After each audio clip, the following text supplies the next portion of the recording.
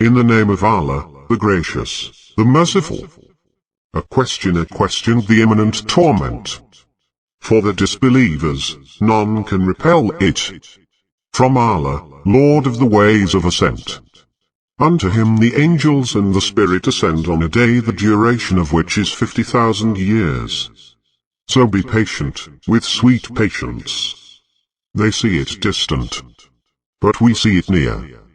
On the day when the sky will be like molten brass, and the mountains will be like tufted wool. No friend will care about his friend. They will be shown each other.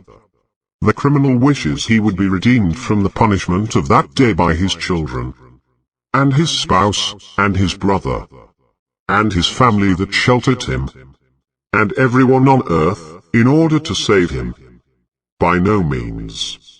It is a raging fire. It strips away the scalps. It invites him who once turned his back and fled, and accumulated and hoarded. Man was created restless. Touched by adversity, he is fretful. Touched by good, he is ungenerous. Except the prayerful. Those who are constant at their prayers, and those in whose wealth is a rightful share. For the beggar and the deprived, and those who affirm the day of judgment, and those who fear the punishment of their Lord. Their Lord's punishment is not to be taken for granted. And those who guard their chastity, except from their spouses or those living under their control, for then they are free of blame.